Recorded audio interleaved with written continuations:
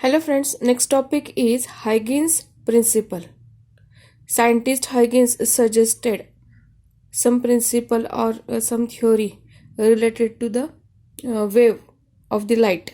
म्हणजे लाईटला आपण ह्या चॅप्टरमध्ये वेव्ह म्हणून ट्रीट करतोय. त्याच्याशी रिलेटेड हायगेन्स नावाच्या सायंटिस्टनं त्याची स्वतःची काहीतरी थिअरी पुटअप केली, त्याची स्वतःची थिअरी सांगितली, त्याचं स्वतःचं असं प्रिन्सिपल आहे. ते प्रिन्सिपल काय आहे, त्याचं स्टेटमेंट इथं आहे, ते आपण ह्या टॉपिकमध्ये पाहणार आहोत. So Huygens had assumed light to be a wave. हायगेन नावाचा जो सायंटिस्ट आहे त्याने लाईटला वेव्ह म्हणून अज्युम केलं, की लाईटला काय म्हणून ट्रीट केलं तर ती एक वेव्ह आहे असं ट्रीट केलं. ती वेव्ह कशी आहे? Similar to the mechanical wave like a water wave or sound wave. जे आपल्या वॉटर वेव्ह आणि साऊंड वेव्ह असतात, ज्या मेकॅनिकल टाईपच्या वेव्हज आहेत, अशा प्रकारच्या ज्या वेव्हज आहेत त्यांच्यासारख्याच आपल्या लाईटच्या वेव्ह आहेत आणि त्या इथरमधून प्रोपागेट होत आहे. त्यांचा जो प्रवास आहे तो इथरमधनं होतोय असं हायगेननं अज्युम केलं किंवा त्याचं अझम्पशन होतं. सो हायगेन had assumed light to be a wave similar to mechanical wave like water waves or sound waves which propagating or in a ether. Accordingly म्हणजे त्याच्यानुसार the particles of the ether oscillate due to propagation of the light wave. जे इथरचे particles आहेत ते oscillate होतात. कशामुळे oscillate होतात तर जेव्हा लाईट इथरमधून प्रोपागेट होते किंवा लाईट आहे ती इथरमधून ट्रॅव्हल करते त्यावेळेला इथरचे जे पार्टिकल्स आहेत ते ऑसिलेट होतात त्याच्या प्रिन्सिपलनुसार. He put forth a principle which makes it possible to determine shape of the wave front. त्याने एक प्रिन्सिपल मांडलं की वेव्हफ्रंटचा शेप कसा असेल. Wavefront at any time T given it shape at than earlier time. म्हणजे सुरुवातीला ज्या वेळेला आपला लाईटचा सोर्स असेल तिथून लाईटच्या वेव्हज बाहेर पडल्या, काहीतरी काळ गेला, टाईम टी एवढा स्पेंड झाला, तो टाईम टी स्पेंड झाल्यानंतर ती जी वेव्हफ्रंट असेल तिचा शेप कसा असेल, काय असेल, त्याच्याशी रिलेटेड त्याने प्रिन्सिपल मांडलं. ठीक आहे. मग त्या प्रिन्सिपलनुसार त्याचं statement. So this principle can be stated as. त्याचं स्टेटमेंट इथं आहे, एवढं मोठं आहे पहा हे स्टेटमेंट, ते असंच्या असंच लिहावं लागतं. सो स्टेटमेंट खूप मोठं आहे, त्याचा पार्टमध्ये मी अर्थ सांगते. I will explain the meaning of this statement in a part. So each point on a wavefront act as a secondary source of the light. Wavefront म्हणजे काय आपण ह्या आधीच्या व्हिडिओमध्ये पाहिलेलंच आहे. वेव्हफ्रंटचे प्रकार पण आहेत, स्पेरिकल, प्लेन वगैरे, सिलेंड्रिकल वगैरे इथं आपण बघितलेले आहेत. मग ही जी वेव्हफ्रंट आहे ना, त्या वेव्हफ्रंटवरचा प्रत्येक जो पॉईंट आहे तो सेकंडरी लाईटचा सेकंडरी सोर्स म्हणून ॲक्ट करतो आणि काय करतो, इट इमिट सेकंडरी लाईट. लाईटच्या वेव्हज आहेत ते सेकंडरी लाईट वेव्हज इमिट करतो आणि त्याच्या सेकंडरी लाईट वेव्हज आहेत त्यांना आपण काय म्हणणार आहे तर वेव्हलेट्स म्हणणार. ठीक आहे. ह्या वेव्हलेट्स कशा असतात? In all directions which travel with the speed of the light in the medium. ह्या ज्या वेव्हलेट्स आहेत त्या सर्व दिशांना ऑल डायरेक्शन्समध्ये ट्रॅव्हल करतात आणि त्यांचा जो स्पीड आहे तो स्पीड कसा असतो की लाईटचा त्या मीडियममधला जो स्पीड असेल तोच स्पीड त्या वेव्हलेटचा असणार. आता हे कम्प्लीट सेंटेन्स कसं होणार बघा. Each point on a wavefront act as a secondary source of light emitting secondary light waves called as wavelets.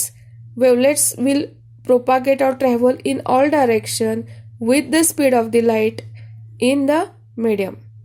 म्हणजेच एक तर वेव्हलेटवरचे जे सर्व पॉईंट आहेत ते सेकंडरी सोर्स ऑफ लाईट म्हणून काम करतात, त्यामुळं सेकंडरी लाईट वेव्हज आहेत त्या इमिट करतात, त्यांना आपण वेव्हलेट्स म्हणतो. ह्या ज्या वेव्हलेट्स आहेत त्यांचं सर्व दिशांमध्ये ट्रॅव्हलिंग होतं आणि लाईटचा मीडियममधला जो स्पीड असेल तोच त्या वेव्हलेटचा स्पीड असणार. ठीक आहे. नाव नेक्स्ट सेंटेन्स त्या स्टेटमेंटमधलं. The new wavefront can be obtain by. जी नवीन वेव्हफ्रंट आपल्याला मिळणार आहे मग कशी मिळणार? By taking the involve of these secondary wavelets. हे जे सेकंडरी वेव्हलेट्स असणार त्यांचं आपण काय घेणार आहे? इन्व्हॉल्व. आणि ह्या वेव्हलेट्स कशा आहेत तर travelling in the forward direction and is thus the envelope of the secondary wavelets in the forward direction. त्यामुळं हे जे इन्व्हॉल्व असणार आहे सेकंडरी वेव्हलेटचं, ते पण फॉरवर्ड डायरेक्शनमध्येच आपण घेणार आहोत, विचारात करणार आहोत. The wavelets travelling in the backward direction are ineffective. ज्या वेव्हलेट्स बॅकवर्ड डायरेक्शनमध्ये जातात त्या इनइफेक्टिव्ह आहेत. आता हे नक्की कसं इमॅजिन करायचं आहे, तर त्याची जी डायग्राम आहे ह्याच टॉपिकशी रिलेटेड ती इथं आहे की सिलेंड्रिकल, इथे कुठेतरी दूर सिलेंड्रिकल टाईपचा लाईटचा सोर्स आहे असं इमॅजिन करा. त्याच्यापासून जी आलेली आहे वेव्हफ्रंट ती प्लेन वेव्हफ्रंट आहे, किंवा सिलेंड्रिकल असेल, किंवा कुठेतरी दूर सोर्स आहे त्याची ही प्लेन वेव्हफ्रंट आहे. ठीक आहे. आता ही जी बेसिक पहिली वेव्हफ्रंट आहे त्याच्यावरचा प्रत्येक पॉइंट हा पुन्हा लाईटचा सोर्स म्हणून काम करणार. आता सपोज हा एक पॉइंट आपण विचारात घेतला, तर तो जो पॉइंट आहे तो ऑल डायरेक्शन्समध्ये लाईट इमिट करेल की नाही, तर हो. आता लाईट बेसिकली कुठून इकडून इकडे चाललेली आहे पॉझिटिव्ह एक्स डायरेक्शनमध्ये, त्यामुळं फक्त इकडच्याच बाजूला लाईट्स इमिट होणार आहेत फॉरवर्ड डायरेक्शनच्या, त्याच आपण विचारात घेणार आहोत. इकडे पण असतात पण त्या आपण कन्सिडर करत नाहीत, कारण त्या हायगेनने त्या इनइफेक्टिव्ह आहेत असे सांगितलं. ठीक आहे. मग इथे हा पॉइंट आहे तो सेकंडरी सोर्स ऑफ लाईट आहे, इमिट करतो, त्यामुळे ऑल डायरेक्शन्समध्ये लाईट इमिट होते. आणि मग locus of all the points gives wavelets. मग ही जी वेव्हलेट असेल ती सेकंडरी वेव्हलेट आली. तसाच इथे दुसरा एक पॉइंट आहे, that will also act as A secondary source of light. मग इथे सेकंडरी आणखीन एक वेव्हलेट. असं प्रत्येक पॉइंटची आपल्याला सेकंडरी वेव्हलेट मिळणार.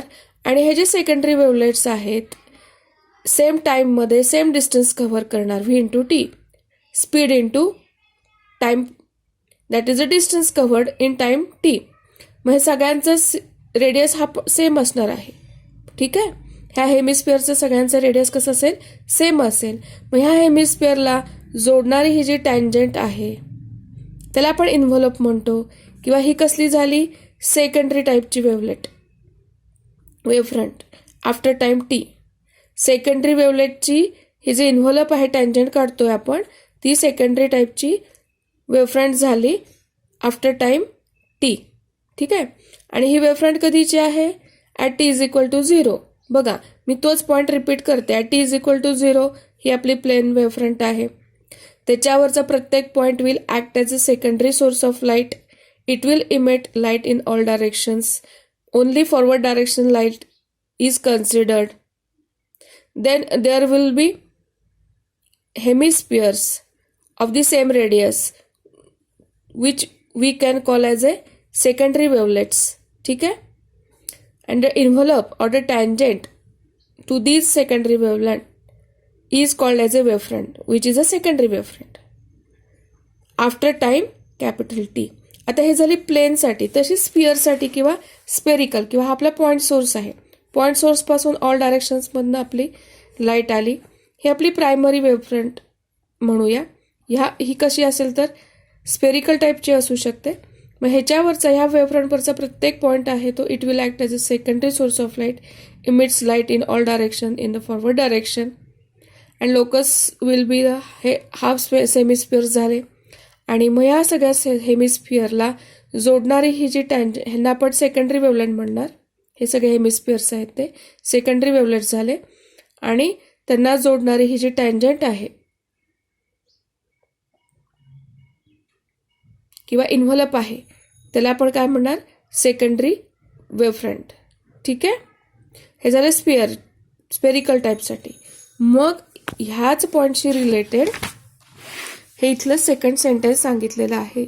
The new wavefront can be obtain by taking इन्व्हॉल्प.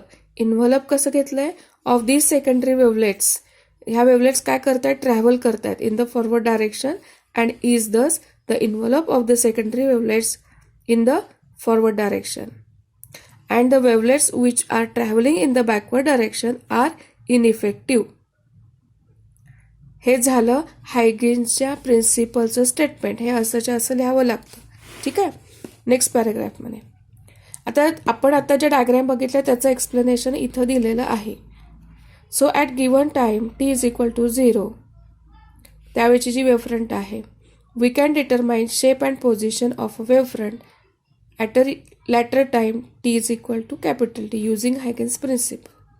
म्हणजे टी इज इक्वल टू 0 टायमिंगचा आपल्याला काय वेव्हफ्रंट माहिती असेल आणि नंतर काही काळ जाऊन दिला, किती टी एवढा वेळ जाऊन दिला, काही 5 सेकंद 10 सेकंद काहीतरी असेल, तो वेळ गेल्यानंतर त्या वेव्हफ्रंटचा शेप कुठला असेल आणि त्या वेव्हफ्रंटची पोझिशन काय असेल हे आपण डिटरमाइन करू शकतो हायगेन्सच्या प्रिन्सिपलचा यूज करून.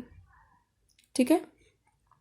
Late us first consider a plane wavefront A B corresponding to parallel rays at time t is equal to 0. The cross section of which is shown in the figure 7.2a. म्हणजे हे plain ही आपली A B he plane wavefront आहे at time T is equal to 0. ठीक आहे.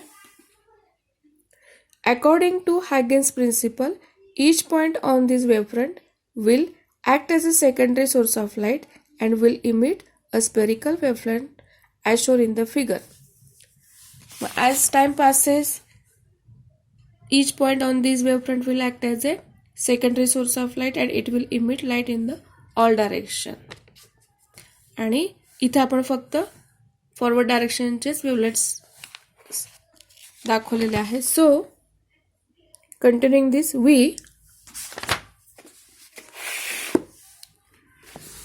we have shown only the wavelets traveling in the forward direction, which is the direction of the propagation of the light. Forward direction मध्येच आपण इथं दाखवलेले आहेत बघा, इथे फक्त फॉरवर्ड डायरेक्शन मध्ये, पॉझिटिव्ह एक्स डायरेक्शन मध्ये. As the backward travelling wavelets are suppose to be ineffective. असं का केलेलं आहे तर बॅकवर्ड डायरेक्शन मधल्या ज्या आपल्या वेवलेट्स आहेत त्या इनइफेक्टिव्ह आहेत. The wavelets will be in the form of hemisphere at time t is equal to capital T. काहीतरी वेळ गेला कॅपिटल टी एवढा, तो वेळ गेल्यानंतर वेवलेट्स कशा असतील तर हेमिस्फिअर्स असतील. The radius of the hemispheres will be v into t, where v is the speed of the light, and the wavefront at after time capital T will be the envelope of all these hemispheres or hemispherical wavelets and will be a plane a dash b dash as shown in the figure. हे सगळे हेमिस्फिअर्स आहेत, त्यांचा radius किती असणार आहे तर v into T. Small V आहे, capital T आहे. स्मॉल व्ही हा काय झाला, लाईटचा स्पीड झाला त्या मीडियममधला. जे कुठलं मीडियम असेल मीडियमनुसार आपला लाईटचा स्पीड बदलतो, चेंज होतो. So small V is the speed of the light, capital T is the time. त्यामुळं डिस्टन्स ट्रॅव्हल म्हणजे रेडियसच झाला तो त्या हेमिस्फिअरचा. ठीक आहे. आणि प्लेन वेव्हफ्रंट आपल्याला पासून सेकंडरी वेवलेट्स मिळाल्या आणि त्याचं रेडियस व्ही टी आहे. आणि मग फायनल आपलं जे इन्व्हॉल्प आहे ते इथं ए डॅश बी डॅश हे आपलं इन्व्हॉल्प. ठीक आहे. Similarly the position of a spherical wavefront at T is equal to 0 is shown in the figure 7.2b. या फिगरमध्ये दाखवलेलं आहे spherical wavefronts. At time capital T, the radius of these spheres will be v into capital T and their envelope will be a spherical surface a dash b dash as shown. इथं हा जो radius असेल ह्या hemisphere, हे छोटे छोटे जे हेमिस्फिअर्स आहेत त्यांचा जो रेडियस आहे तो कसा असणार आहे तर व्ही टीच असणार आहे. आणि ह्या सगळ्या हेमिस्फिअरला जोडणारं हे जे इन्व्हॉल्प आहे ए डॅश बी डॅश, बाहेरचा half circle A dash B dash, हे सेकंडरी वेव्हफ्रंट झाला. ठीक आहे. ते आपण involve. So Huygens theory is an empirical theory. Huygens theory आहे ती काय आहे तर इम्पेरिकल थेरी आहे. And there is no reason why backward travelling waves will not be effective. त्याला काही असं रिझन असं काही नाही आहे की बॅकवर्ड लाईट ज्या आहेत त्यांचं बॅकवर्ड ट्रॅव्हलिंग इनइफेक्टिव्ह का आहे किंवा it is not effective in the backward direction, असं का आहे ह्याचं काही कारण असं स्पेसिफिक काही नाही आहे. The theory was accepted just because it explained various optical phenomenon as we will see the next. जे इंटरफेरन्स, डिफ्रॅक्शन, पोलरायझेशन यासारखे जे लाईटमध्ये होणारे फेनॉमेनन आहेत त्यांचं प्रॉपर एक्सप्लेनेशन हायगेन्सच्या प्रिन्सिपलनुसार देता आलं त्यामुळे ही जी थिअरी आहे हॅगिन्सची ती तशीच्या तशी ॲक्सेप्ट केली गेली आहे.